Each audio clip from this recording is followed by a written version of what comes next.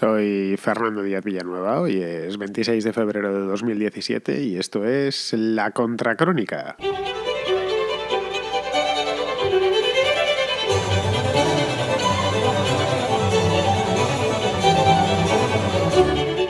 Bienvenidos una semana más a La Contrarréplica, ya sabéis, el programa de los domingos, la Contracrónica de los domingos dedicada a los oyentes. Bueno, la de los sábados, cuando hay contraportada, como fue el caso del programa de ayer, pues también es de los oyentes, aunque en este caso con un contenido mucho más amplio.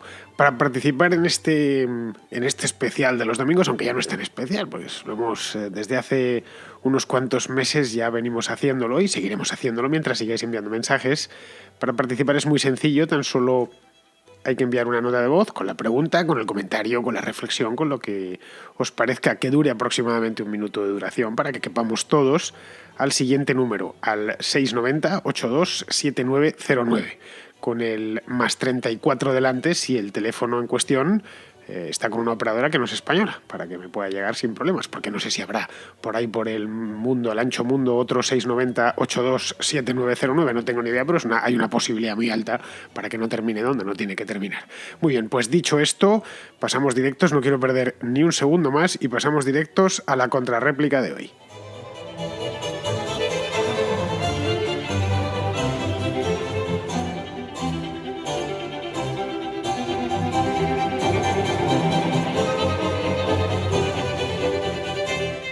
Hoy vamos a empezar el programa en Hospitalet de Llobregat, que es una ciudad de Cataluña que está exactamente a 0 kilómetros de Barcelona. Digo que está a 0 kilómetros porque uno no sabe muy bien cuando está allí, cuando entra en Hospitalet y cuando entra en Barcelona, porque las calles continúan, ¿no? Uno andando y dice, que ya he pasado a Barcelona o ya he pasado a Hospitalet.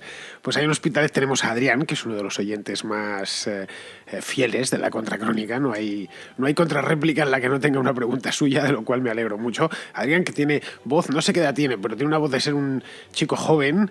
Es una maravilla porque siempre tiene dudas y sus dudas son todas maravillosas. No sé si debe de tener 20 o 20 y pocos años, pero se ve que está continuamente planteándose cosas.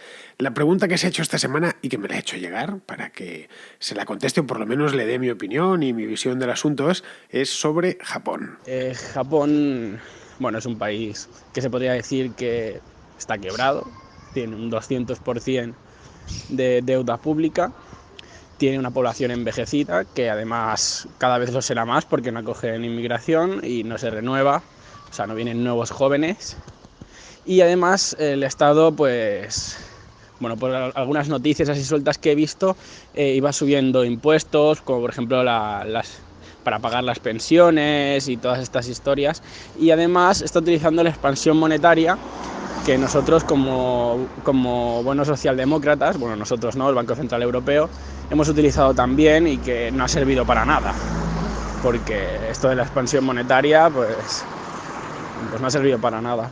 ¿Tú crees que Japón dará algún giro en su política económica y en general o seguirá en este camino que Europa, por cierto, también le sigue detrás? Pues sí, Adrián, los números macro, digamos, la macroeconomía japonesa no invita a demasiadas fiestas. Podríamos decir que es un país quebrado, si lo miramos así fríamente. De hecho, a raíz de tu mensaje me he ido a datosmacro.com, tenéis también Trading Economics, hay varias páginas en internet donde se pueden ver estas cosas y te hace un retrato macroeconómico del país, y le está echando un vistazo a Japón así, aunque fuera solo por refrescármelo un poco, y efectivamente tiene razón, tiene una deuda totalmente descomunal del 250 sobre el 250% sobre el PIB, una locura. Para que os hagáis una idea, España ronda el 100% y ya es una deuda muy alta. Exactamente, en 2015 la deuda de Japón era de 249,11. Una auténtica locura. Pero vamos, si vamos un poquitín más allá de lo que son estos datos macro, nunca mejor dicho, lo que nos encontramos es que no está quebrado, o está quebrado solo aquí, está quebrado solo en la pura macroeconomía y no en la economía real. Es decir, no ha presentado la suspensión de pagos y sigue dando servicio de deuda sin demasiados problemas Japón, y es porque produce mucho. A pesar de todo, produce un montón. Yo, el cacharro con el que estoy grabando este programa está hecho en Japón. Es made in Japón, de hecho.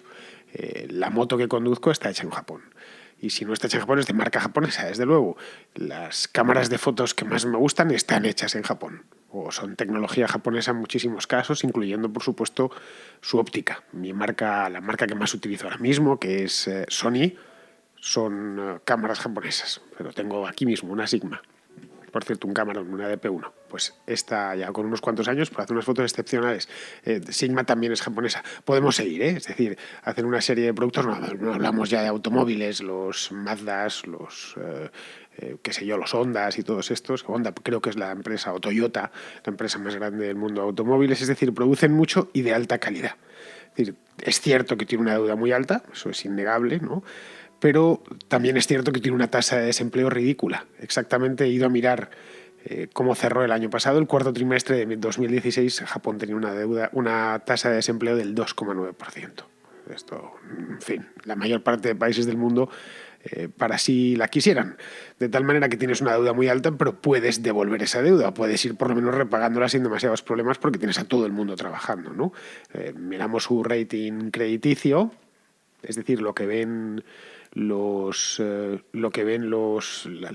agencias de calificación, y nos encontramos con que Moody's, estos son todos datos muy recientes, le tiene puesto una 1, S&P se la tiene A+, y Fitch se la tiene A.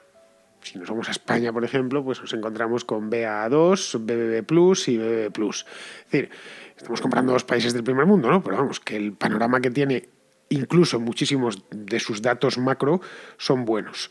Respecto a los inmigrantes, efectivamente recibe muy pocos inmigrantes. A pesar de todo, tiene 2 millones. No pienses que es que no entra ningún inmigrante, entran coreanos, entran emigrantes del sudeste asiático, de Indonesia, de Vietnam y de todos estos países, pero son muy pocos en comparación con la población. Japón debe tener 120, 130 millones de habitantes y solo 2 millones, pues es un porcentaje muy pequeño. Pero es una economía, así a grandes rasgos y con alguna diferencia, como es lógico, pero una economía del mismo corte que la alemana. Es decir, volcada en la exportación de alto valor añadido.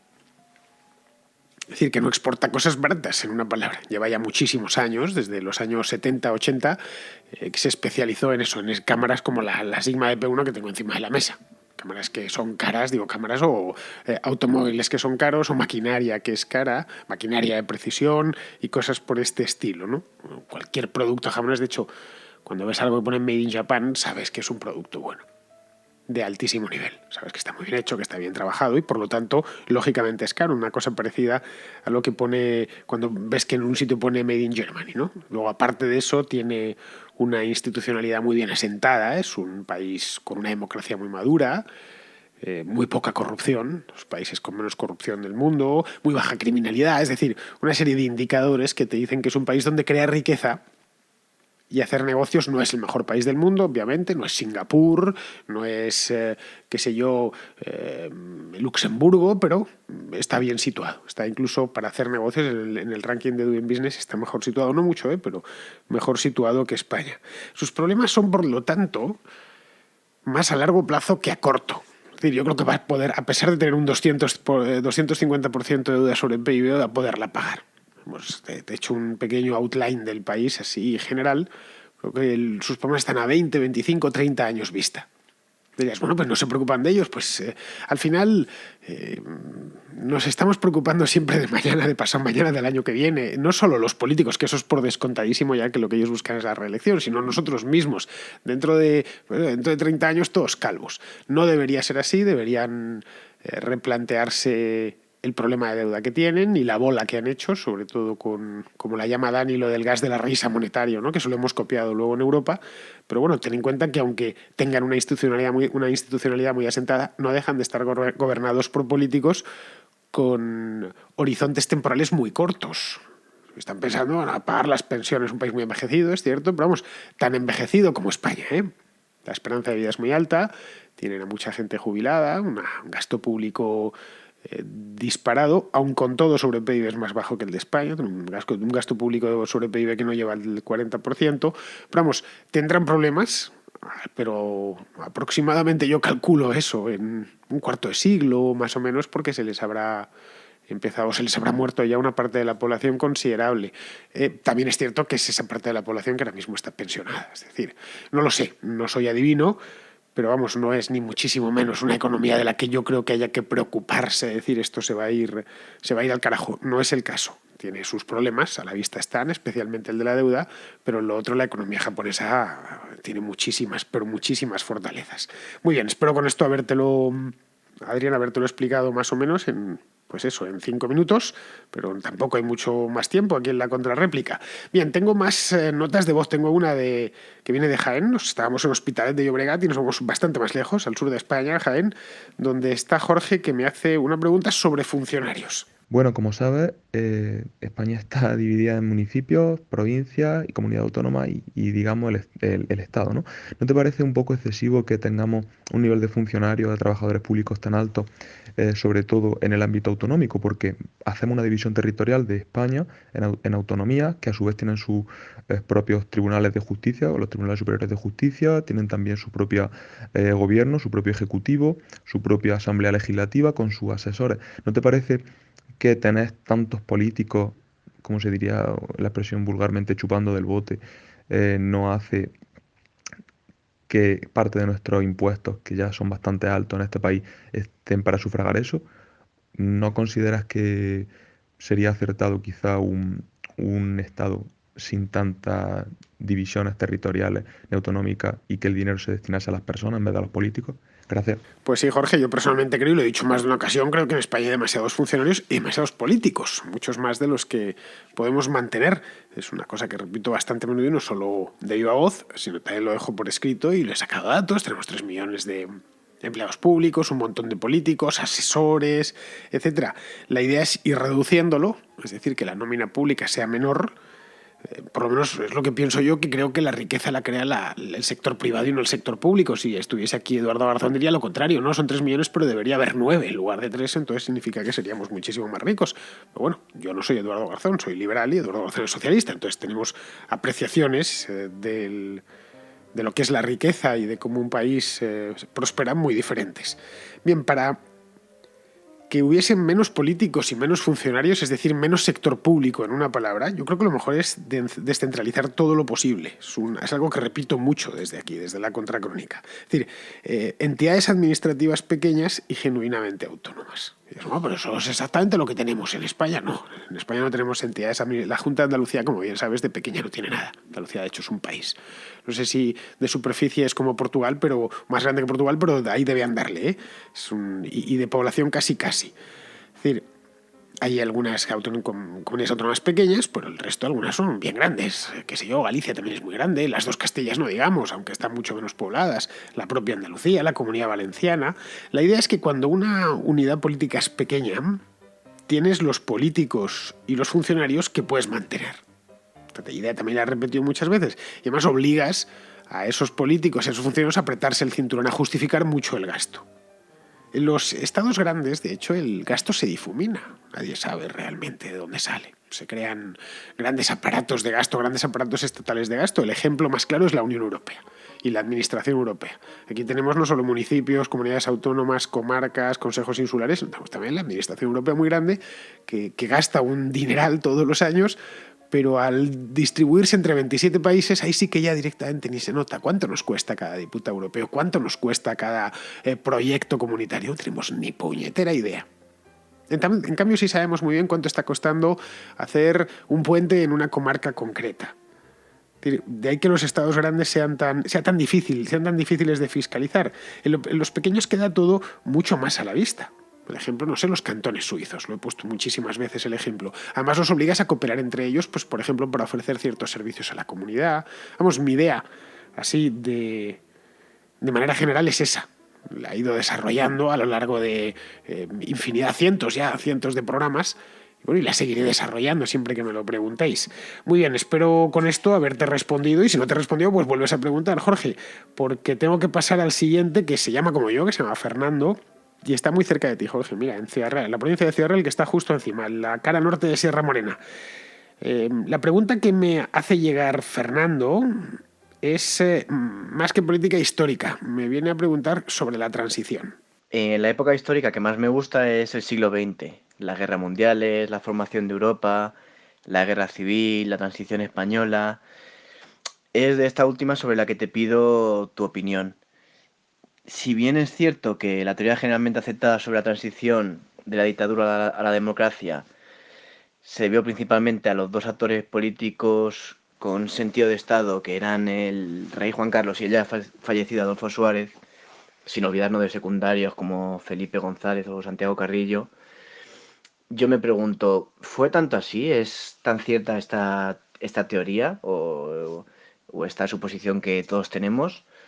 ¿O más bien la tan alabada transición no sangrienta y modélica y de la que también se habla por todo el mundo y se recuerda periódicamente, se debió más a cuestiones demográficas españolas, como era el hecho de que ya para esa época, en 1976, 77, 78, estaba conformada por una gran clase media muy superior a la de 40 años atrás, cuando estalló la guerra civil, con más posesiones y más nivel adquisitivo, y por tanto con más temor a perderlas en una posible guerra, al contrario que la sociedad de 1936, que no se vio tan afectada a la hora de entrar en un hecho tan traumático como puede ser una guerra, en este caso civil.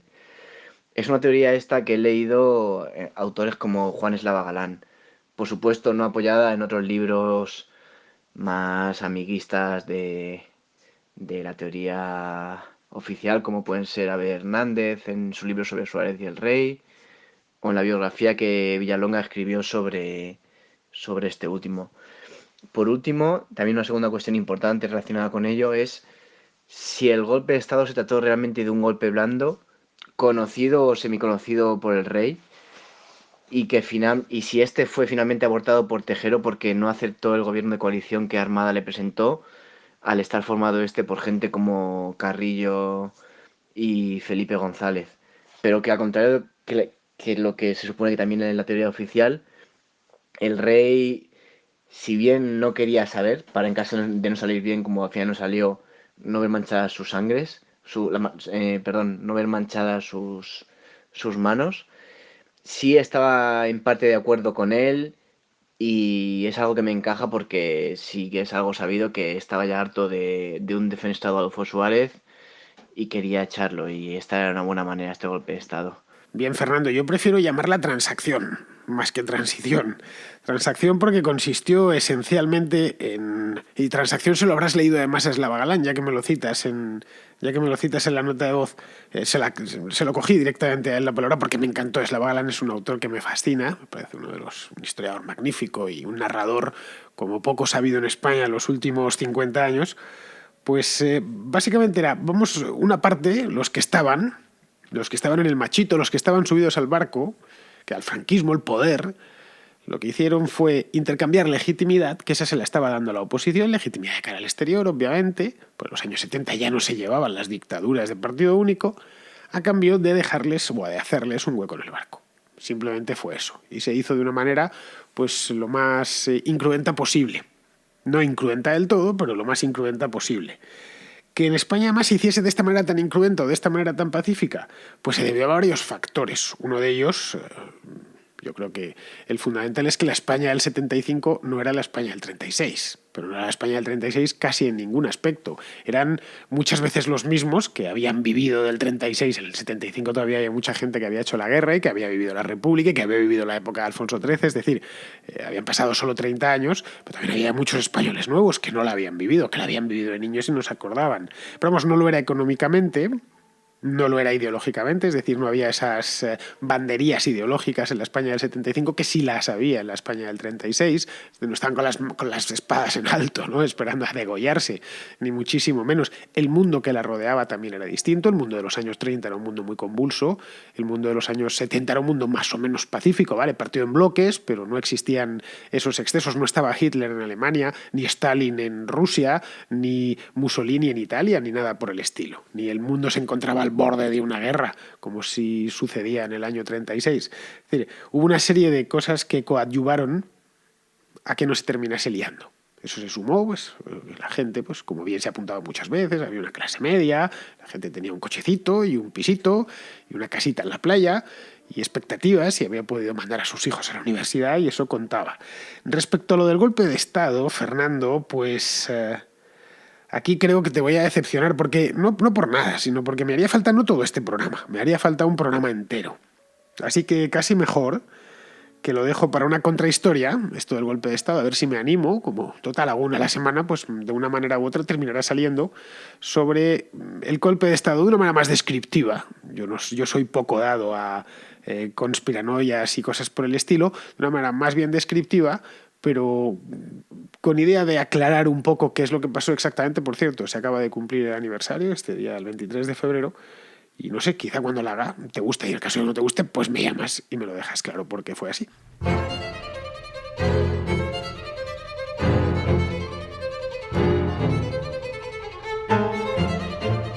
Continuamos con un anónimo por partida doble. Ya sabéis, los anónimos por partida doble son los que no sé ni cómo se llaman ni de dónde vienen.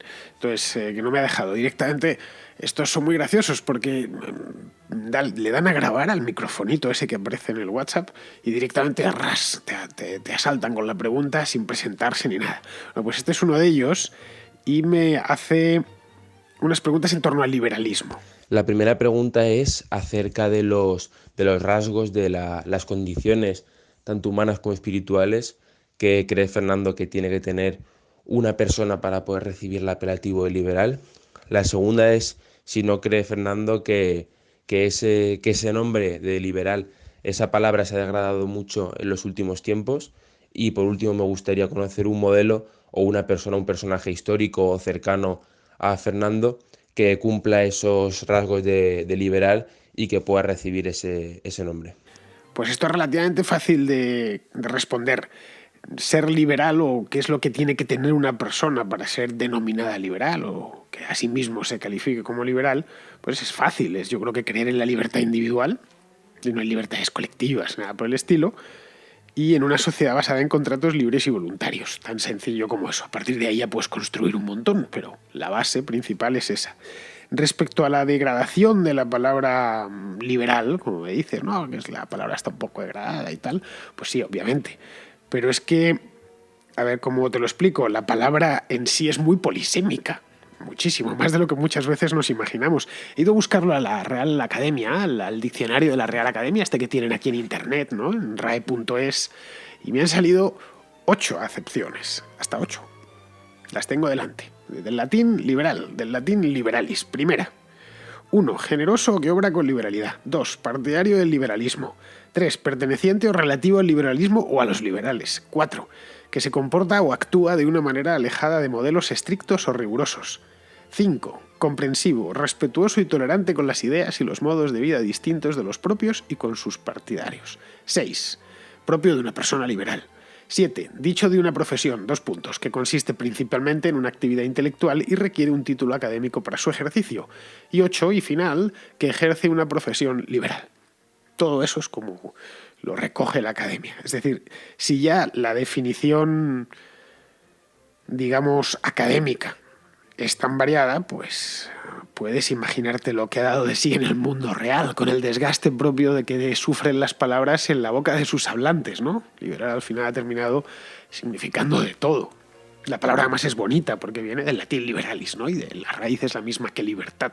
Entonces de ahí que lo empleemos para muchísimas cosas, ¿no? Como sinónimo de cosas buenas y generalmente antónimo de cosas malas. Cualquier cosa a la que le pongamos la palabra liberal es una palabra bien bonita, por cierto. En su significado político empezó a utilizarse, o en su acepción política, empezó a utilizarse por primera vez en la historia en España, a raíz de la Constitución de 1812, que los partidarios o los refractarios al régimen absolutista de Fernando VII, pues se decidieron llamarse a sí mismos, bueno, del propio Napoleón también, decidieron llamarse a sí mismos liberales, ¿no? Es decir, liberales en el contexto que evidentemente no estamos en las profesiones liberales, nada por el estilo. En este contexto se aplicaría la segunda acepción, la número 2, partidario del liberalismo. O sea, el partidario del liberalismo es esa persona, volvemos a la primera de las preguntas, esa persona que cree en la libertad individual y en una sociedad basada en contratos libres y voluntarios. No hace falta explicar muchísimo más. Eso es lo que sería el liberal. Y ya por último, terminando con tu cuestión, lo de los liberales en la historia, pues caray, liberales en la historia ha habido muchos, especialmente en la historia de los 2 últimos siglos, que han sido los 2 grandes siglos del liberalismo, especialmente el XIX. desde el punto de vista del pensamiento, infinidad. Es decir, desde los precursores como John Locke hasta el momento presente, un montón de ellos. Además, en muchos campos, no solo en el filosófico ni en el económico. Siempre se puede hablar de escuelas liberales. Hay no voy a decir cientos, pero un montón. Tenéis escuelas en la economía, tenéis... De hecho, cuando el liberalismo ya a partir del siglo XX pasa a ser concebido, de hecho, que además yo creo que es así, que es la antítesis del socialismo, pues casi todo lo que no era socialista era considerado liberal. Luego le pusieron el neo delante, famoso, ¿no?, para denigrarlo, ¿no? Es el neoliberal. La palabra liberal, como decía, es una palabra bonita, entonces tenían que afearla de algún modo, ¿no? Y en política también hay liberales. También ha habido y seguirá habiendo, obviamente. Liberales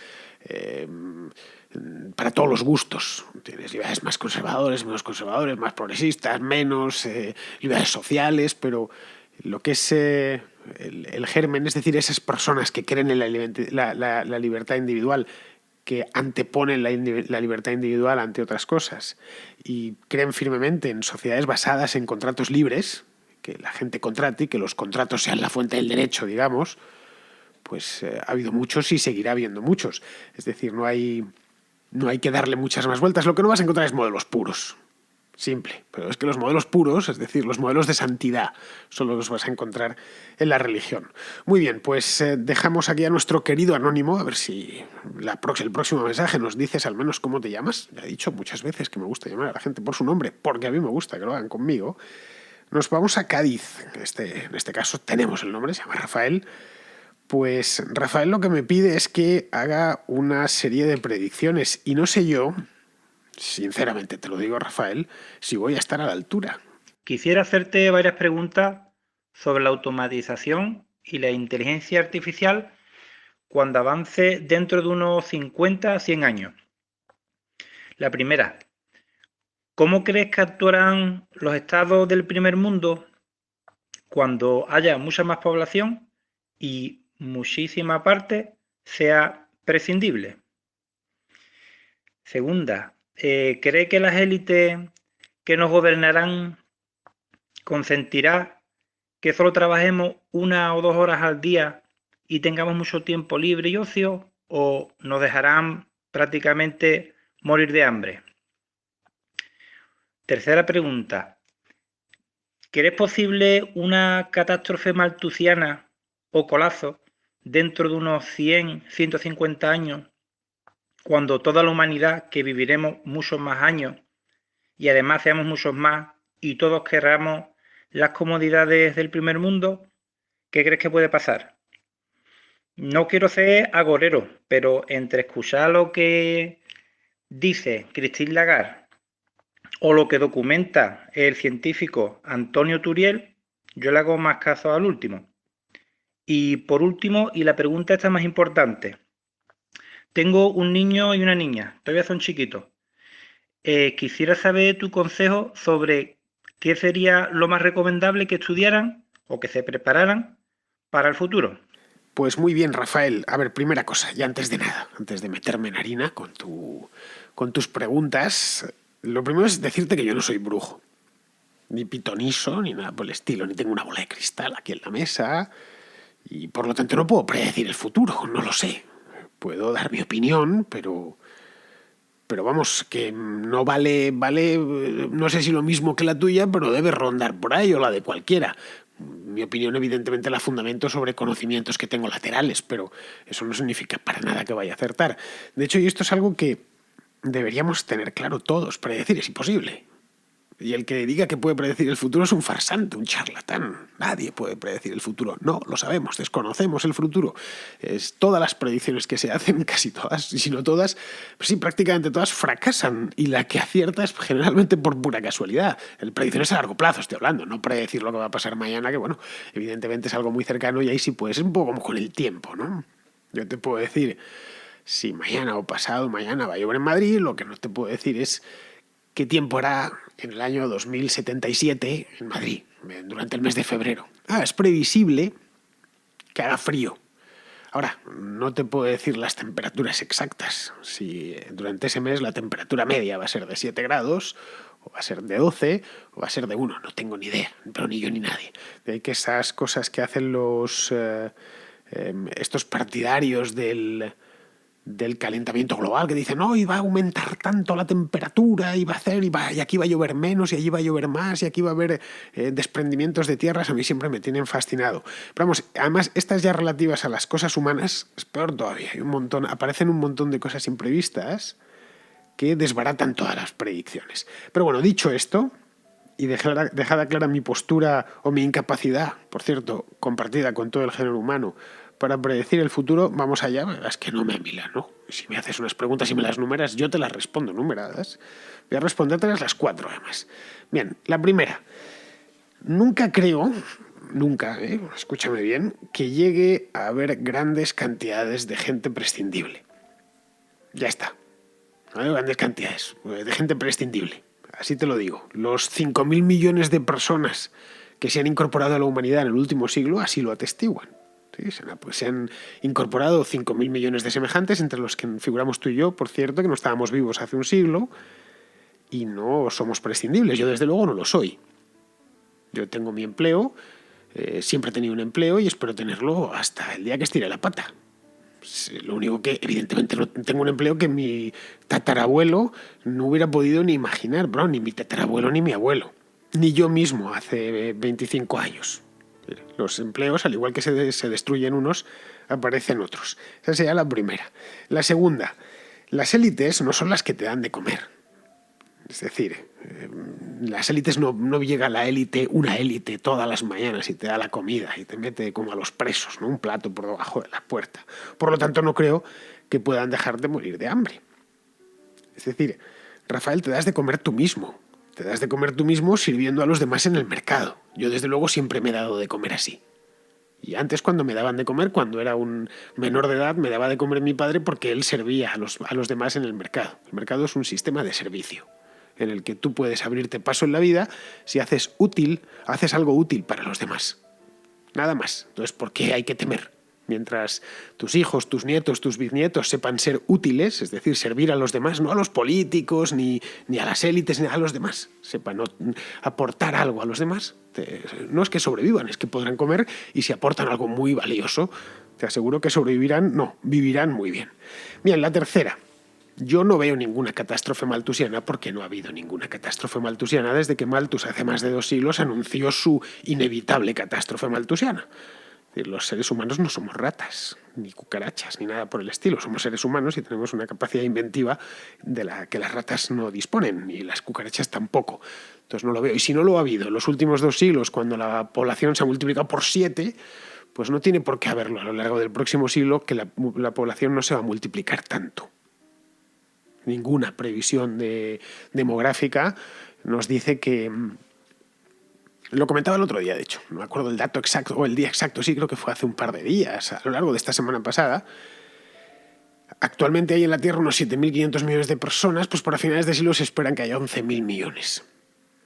El crecimiento en el siglo XXI de la población va a ser menor que en el siglo XX. Luego, ¿dónde está la catástrofe? Si no ha habido catástrofe maltusiana en el siglo XX, con lo que hubo que padecer en el siglo XX, guerras mundiales, bombas atómicas, en fin...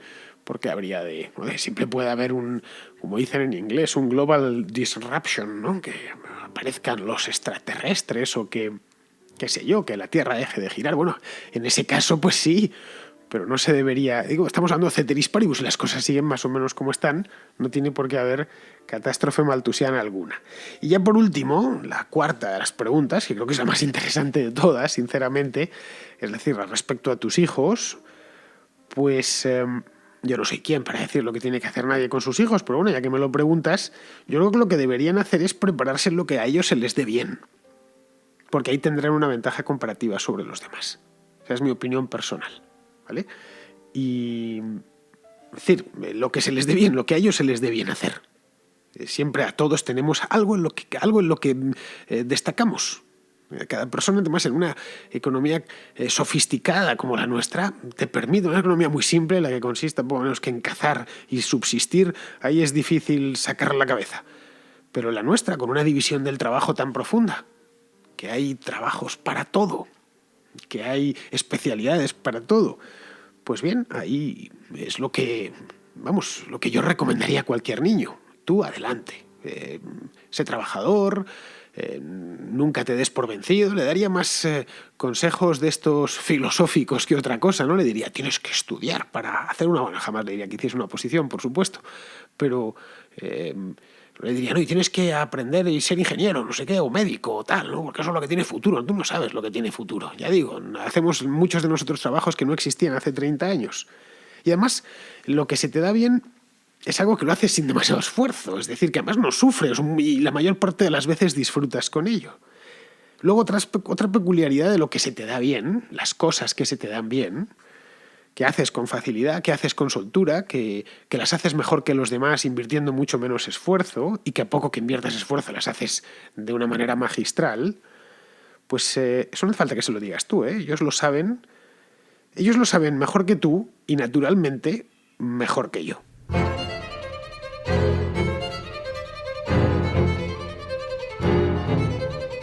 Raúl Asensi está en Santiago de Compostela, quiero decir, y me plantea dos temas en los que aviso ya antes de poner la nota de voz. No estoy yo muy ducho. Mira, yo te quiero preguntar por dos avances tecnológicos que creo que pueden ser dos grandes peldaños hacia un mundo más libre, sobre todo si los relacionamos entre sí. Por un lado, la tecnología blockchain o cadena de bloques, es decir, la tecnología con la que funciona Bitcoin y el resto de monedas digitales. Y por otro lado, la residencia digital, al estilo de como lo está haciendo Estonia, por ejemplo. De permitir que cualquier individuo pueda solicitar su residencia digital. ¿Qué opinas de esto? Es decir, de un mundo en el cual la gente pueda elegir su moneda y su residencia de manera digital, que creo que son dos aspectos que condicionan muchísimo nuestra vida. Pues bien, son dos conceptos, no voy a decir totalmente nuevos, pero para mí no son muy familiares, si te soy sincero. El primero es que has hablado es el de la tecnología blockchain, esto del Bitcoin sí lo conozco un poco más, y el segundo el de la residencia digital, que si te soy sincero no había oído hablar de ella en mi vida. La primera vez que oigo, a partir de esta nota ya me voy a poner a investigar. Yo opino que ambos, así por lo que me cuentas, estarían muy bien. En concreto el Bitcoin especialmente bien, ¿no? Pero no los tengo muy estudiados, como ya he dicho al principio, es decir, no estoy muy puesto en el tema, así que mi opinión al respecto no creo que valga demasiado. Sinceramente te lo digo, no voy a ponerme aquí a pontificar sobre algo sobre lo que no sé mucho, ¿no? Y no puedo argumentar ni fundamentar demasiado bien. El que seguro que sabe de esto es Ricardo Faso. A ver si le agarro por banda y me lo explica un poco. De Bitcoin creo que sabe lo suficiente. Lo de la residencia digital, ni flores tú. No lo sé. No sé si lo sabrá, pues no lo he hablado. La primera vez, ya digo, que he oído hablar de esta historia de la residencia digital es porque me la has contado tú, así que cosa que te la agradezco bastante, Raúl. Me permitirá buscarla en Google y empezar a investigar un poquillo por ahí. Pero vamos, tan pronto como sepa algo, pues lo comentaré, te lo juro. Es decir, no pienses que a mí todo lo que sea aprender cosas nuevas es algo que me fascina. Muy bien, pues dejamos Santiago de Compostela y nos vamos con Héctor, que me plantea de nuevo un tema sobre el liberalismo. Hola Fernando, mi pregunta viene acerca de que siempre, tanto a ti como además liberales, he escuchado mucho renegar de la política, ¿no? Y con razón.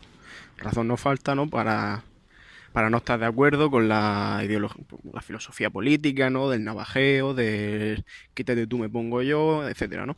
Entonces mi pregunta viene acerca de si queremos o reclamamos una sociedad liberal o más liberalizada, ¿no? Que la que tenemos actualmente, ¿cómo podremos llegar a lograr esos cambios, ¿no? Que reclamamos tanto, por ejemplo, a nivel impositivo, de impuestos, de libertad a la hora de elegir la escuela, etcétera, ¿no?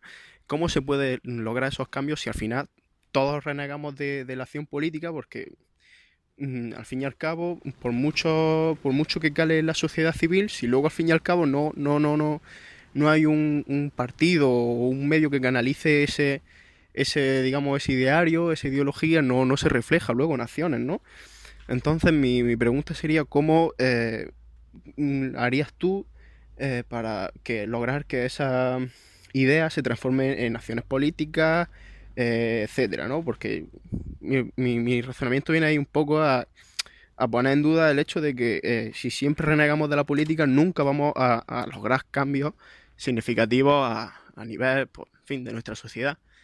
Entonces me gustaría saber cómo solucionarías tú eso. Pues este, Héctor, es un tema espinoso y es como la de vuelta a la burra al trigo. Es decir, no sé ni cuántas veces habré hablado de esta historia o habré estado en conversaciones en las que se hablaba sobre esto, ¿no? Sobre la eterna cuestión de si los liberales, que renegamos de la política o que lo que básicamente somos la antipolítica, nos debemos o no nos debemos meter en política. Tu planteamiento de si lo que queremos es llegar a una sociedad más liberal, voy a decir liberal, pero una sociedad más liberal, como la que los impuestos sean bajos, el poder esté más descentralizado y más debilitado en general. Si todos, o los liberales, vamos, se entiende, renegamos de la acción política. Es un buen planteamiento y lo planteas desde el punto adecuado. A mí personalmente, y hablo por mí porque por nadie más puedo hablar, a mí no me parece mal que los liberales se metan en política. De hecho, me parece muy bien. Quien esté dispuesto a ello y quien le guste y esté en ese tema, ya sea por entrismo, es decir, metiéndose en partidos políticos ya existentes que no son necesariamente liberales, pues en el caso de España tendríamos el Partido Popular, tendríamos Ciudadanos, tendríamos el Partido Socialista, unos cuantos partidos nacionalistas por ahí. Es decir, yo sé que este partido es un partido del sistema, del establishment, entonces, bueno, pues tiene ideas liberales, otras que no lo son, ideas más socialdemócratas, pero yo voy a entrar aquí, voy a tratar de prosperar dentro de este partido, tratar de llegar lejos dentro de este partido, teniendo, por supuesto, que mancharme mucho por el camino y dejarme un montón de jirones de ropa y de mechones de pelo de las peleas sucesivas, pues quizá al final consiga, qué sé yo, que se capitalice el sistema de pensiones, por ejemplo. Este tipo habría que quitarse el sombrero, hasta incluso ponerle el nombre de una glorieta, ¿no?, en alguna ciudad. Pero vamos, esa es una posibilidad, la del entrismo. De hecho, en España se ha intentado y me consta que en otros países también. Es una cosa, una táctica habitual. Esto del entrismo, por cierto, lo inventaron los socialistas, ¿no? O sea, entrismo, la palabra ya es un entrismo y nos colocamos aquí los comunistas, para ser más exactos, ¿no? La otra sería mediante la creación, promoción y crecimiento de un partido genuinamente liberal. En España tenemos un partido liberal pequeñito que se llama Partido Libertario, que está muy bien y es otra de las opciones. Los partidos liberales hay en otros países. En Alemania tienen uno, el FDP, que ha llegado incluso a tocar poder en el pasado. Ahora no atraviesa su mejor momento. En Estados Unidos tienen un Libertarian Party, del que he hablado aquí en alguna ocasión, que también está bien, lo lleva Gary Johnson y bueno, es un partido genuinamente liberal, con sus cosas, como todo, pues se le pueden sacar pegas, pero el aspecto que tiene desde fuera, su programa, las declaraciones de sus líderes, el tipo de sociedad al que quieren llegar, las recetas que proponen para los problemas que hay, son genuinamente liberales, pues ese es otro, pues también puede ser muy eficaz, especialmente si se llega a tener capacidad de presión, es decir, si se tienen diputados o senadores o se consiguen alcaldías, concejales y demás. Bien, pues mira, yo a cambio de mi apoyo vas a tener que privatizar el sistema o capitalizar el sistema de pensiones, a cambio de que consigas mi apoyo para otras cosas. Evidentemente, en ambos casos, tanto en el entrismo como en el Partido Liberal, te tienes que dejar cosas por el camino. No penséis que es que sale gratis. El tipo que lo hace individualmente, que se mete en un partido y consigue llegar lejos, tiene que vender no toda su alma, pero sí parcialmente su alma. Y este partido que llegase también tendría que vender una parte de su alma o trocitos de su alma. Para conseguir bienes mayores tendría que sacrificar bienes menores. Tendría que, en definitiva, en lo que consiste la política, que es en eso, en transar, ¿no? Yo te doy a cambio de esto y en que el cálculo sea adecuado, ¿no? O por una mezcla de ambos. Sí, podría ser, ya digo, el entrismo, el Partido Liberal propiamente dicho, o una mezcla de ambas tácticas. Yo creo que es la más efectiva de todas, si soy sincero. Bueno, no metes todos los huevos en la misma cesta. Ahora bien, que yo crea que esto es bueno y que está bien que haya liberales que se metan en esto, liberales posibilistas, ¿no?, llamémosles así, no significa, o aficionados a la política o a estas cosas o a la acción política, no significa que yo tenga que meterme en ella. Yo hago mi trabajo, que es el que sé hacer, es casi el único que sé hacer. Me dedico a lo que me dedico y me dedico a contar cosas, pues ya sea a través de este programa o escribiendo o en vídeo. Soy un contador de historias, soy periodista, cuento historias de lo que sé, de los temas que yo trabajo, que son la economía, la política, la historia. bien, mi ámbito de competencias, ¿no? No me oiréis nunca hablar de fútbol ni nada por el estilo, ni de cosas que no manejo y que no domino bien. Y esto lo procuro hacer lo mejor que puedo y de la manera más honrada posible. Además, como político yo sería un desastre. Y no lo sé si tú, lo mismo Héctor, tú resulta, si es así y además tienes esa vocación, adelante. Yo seré el primero en apoyarte, te lo aseguro. Yo no sería el peor político del mundo. Y no conseguiría nada más que arruinarme la vida. Entonces, de ahí que jamás me acerqué a un partido, ni me afilié nunca a uno, ni tengo intenciones de hacerlo en el futuro. No, simplemente creo que no valgo, y una de las cosas fundamentales en la vida es conocerse a uno mismo, saber cuáles son tus limitaciones. Es importantísimo eso, ¿eh? Saber hasta dónde puedes llegar y ser sincero contigo mismo y decir, mira, esto me viene muy grande, no soy tan listo, o no soy tan agudo. Es partir del hecho de ser humilde. Ser humilde, y la humildad empieza por uno mismo. O sea, yo soy así, tengo estos límites y no debo sobrepasarlos, porque cuando los sobrepasas, estas cosas te suceden de joven, ¿no? Que sobrepasas a veces tus límites, te das un coscorrón y ya aprendes. Sobre la experiencia se aprende muchísimo. Es, de hecho, la primera fuente de aprendizaje a lo largo de nuestra vida, desde que somos niños de 1 año y nos caemos al intentar andar y nos damos en la cabeza y aprendemos de que no toca uno una cosa que está caliente porque te quemas. Pues con esto pasa algo muy similar. Pero vamos, quien esté dispuesto, si tú mismo estás dispuesto, pues adelante. Yo no haré más que aplaudir, siempre y cuando no te nos conviertas luego en un socialdemócrata o en algo peor. Bueno, macho, tú ya de liberal te has quedado el nombre, en el resto no tienes nada, ¿no? Ahora, a mí no me veréis que critico demasiado a los genuinos liberales que están tratando de hacer posible lo poco menos que imposible. Muy bien, pues se nos ha ido el programa ya, como podéis ver. He metido todas las llamadas que he podido, las que han quedado, que han sido unas cuantas, las iré metiendo, como suelo hacer todas las semanas a lo largo de esta semana, pero esto no significa que tengáis que dejar de mandar mensajes. Ya sabéis todo lo que dan de sí, ¿no? Y que es muy bueno, y además hace este programa lo hace muy entretenido, especialmente los sábados y los domingos. El teléfono, os lo repito, es el 690 82 7909, más 34 delante, si el teléfono móvil no es español, y una preguntita o una reflexioncita como las que nos han hecho hoy nuestros invitados de excepción, porque los oyentes de la Contracrónica son siempre invitados de excepción. Muy bien, queridos amigos, pues con esto me despido de vosotros. Hasta mañana.